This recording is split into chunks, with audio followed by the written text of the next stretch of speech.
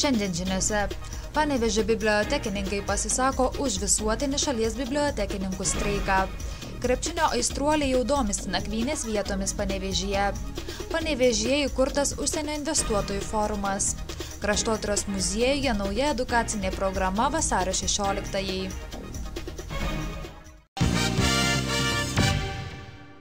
Šiandien Panevėžio apskrities Gabrielės Petkevičaitės bitės viešojoje bibliotekoje lankėsi Jungtinės profesinės sąjungos nariai, kurie inicijavo bibliotekos darbuotojų balsavimą dėl streiko. Profesinės sąjungos pirmininko Arvydo Dambrausko teigimu, streikas reikalingas tam, kad būtų atkreiptas dėmesys į apverktiną šalies kultūros darbuotojų situaciją tiek atlyginimų, tiek darbo normavimo prasme. Vėl eilinį kartą reikia padėkoti ponui Kubiliui, kad jisai inicijavo šitą mūsų profesinės sąjungos teigimą, su šitai nesiskaitydama žmonėm, su šitais atlyginimų mažinimais. Nejaugi mes galime paimti, sukurti tokią didelę galingą organizaciją per tokią trumpą laiką, jeigu viskas valstybė gerai.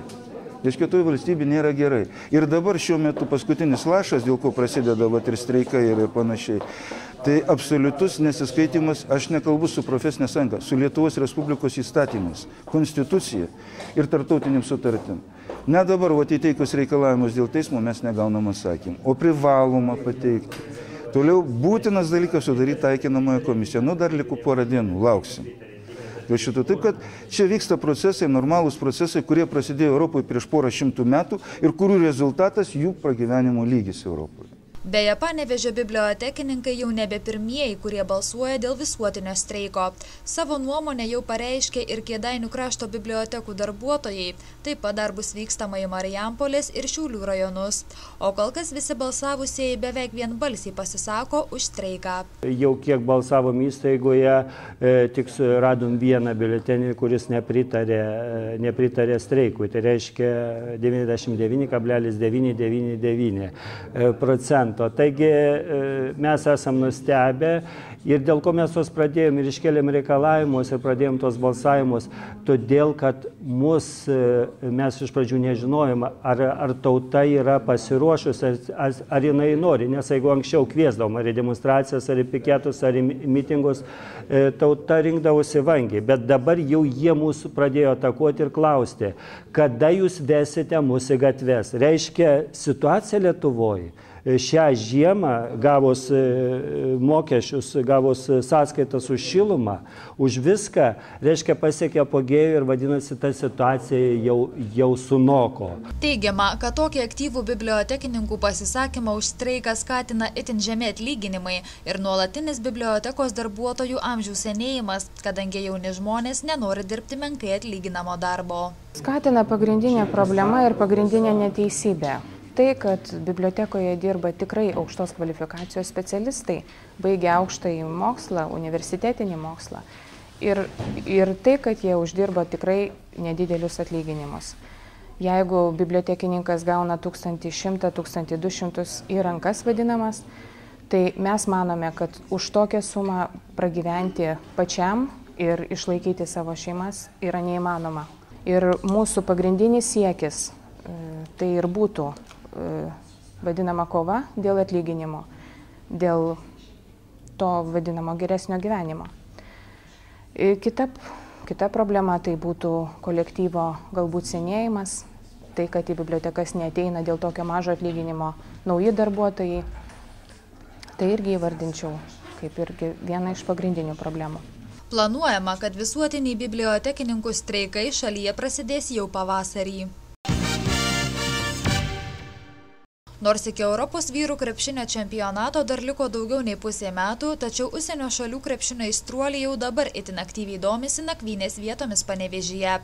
Panevėžio apskrities turizmo informacijos centras informuoja, kad mieste veikiantis viešbučiai galės priimti beveik 300 turistų. Panevėžys yra pasirengęs pačiam mieste priimti apie 230, apie 250 žmonių.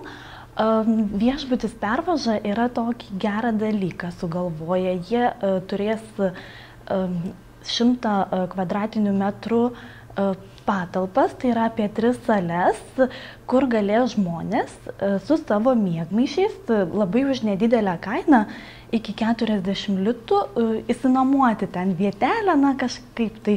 Tai vat bus kaip ir dar, žinot, kas nenorės labai brangios nakvynės, o tik norės pernakvoti, tai manau bus irgi toks geras dalykas.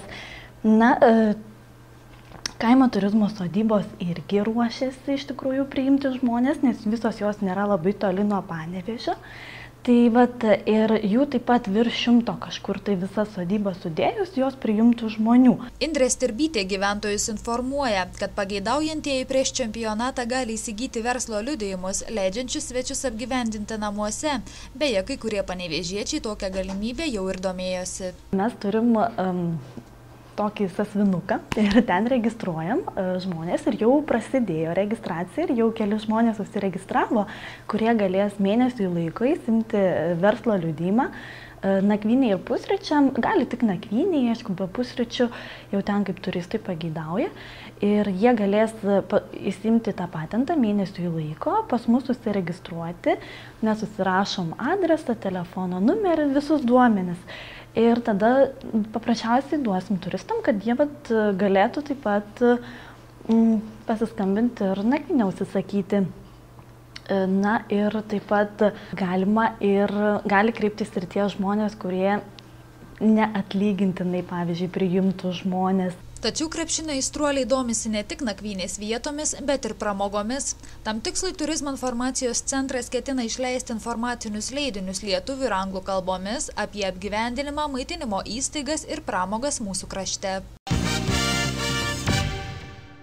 Panevėžyje įkurtas užsienio investuotojų forumas, kuris siekia suvienyti investuotojus, kurti aiškią, patrauklę bei stabilę verslo aplinką, o Panevėžį padaryti patrauklių investicijoms regionu. Pasak vicemerės Gemos Umbrasienės, šis forumas tenksis įtraukti užsienio investuotojus ne tik į verslo, bet ir į socialinį bei kultūrinį miesto gyvenimą. Šios asociacijos tikslas iš tikrųjų yra nepaprastai geras. Pirmiausia, tai sukurti ir ne tik tai sukurti skaidrę, palankę verslo aplinką Panevėžyje, bet ir parodyti kitiems investuotojams, kurie dar nėra pasirinkę, nėra apsisprendę, kur investuoti, jog Panevėžyje iš tikrųjų galima daryti sėkmingą verslą ir sąlygos čia yra puikios. Šiuo metu įsikūrimo galimybėmis Panevėžio pramoninėme parke yra susidomėję 5 investuotojai, o jiems įsikūrus atsiras naujos darbo vietos miesto gyventojams. Galima jau sakyti, jog šiuo metu yra netgi 5 besidomintys įsikūrimu Panevėžio pramoninėme parke. 2 besidomintys yra lietuviško kapitalo atstovai, tai yra Lietuvos verslininkai, 3 yra užsienio verslininkai. Taip kad aš manau, kad susidėmėjimas ir Panevėžio, ir pramoninių parkų auga ir tai reiškia, jog sulauksime naujų darbo vietų. Tikimasi, kad prie šio forumo prisidės visos regiono užsienio investuotojų bei bendradarbiavimų besidominčios bendrovės. Panevėžio kraštotyros muziejus panevėžiečiams pristato naują edukacinę programą skirtą Lietuvos valstybės atkūrimo dienai. Tiesa, šiemet muziejus pasiryžęs griauti nusistovėjusius stereotipus ir vasario 16-ąją paminėti kūrybiškai ir linksmai. Visus kviečiame į edukacinę programą, kuri taip ir vadinasi tiesiog svarbiausia Lietuvos diena. Na ir švęsti Lietuvos gimtadienį. Tarsi nukeliauti improvizuotoje programoje į tą dieną, pabūti visiems signatarais, kurie sukūrė tą ypatingą dokumentą, pasirašė Lietuvos nepriklausomybės aktą, patiems tarsi į juos įsijausti, pagalvoti, ką jie tada jautė ir sukurti aktą tokį šios dienos, kokie yra mūsų viltys, lūkesčiai, kokį mes matom mūsų šalį, mūsų kraštą. Na, štai tokiu būdu švęsti Lietuvos dieną, Lietuvos gimtadienį. Atėjusiųjų į edukacinę programą laukia ne tik persikūnijimas į 1918 m. vasario 16-osios aktyvius visuomenės veikėjus, bet ir muziejaus istorikų pasakojimai apie šios datos svarbą Lietuvai.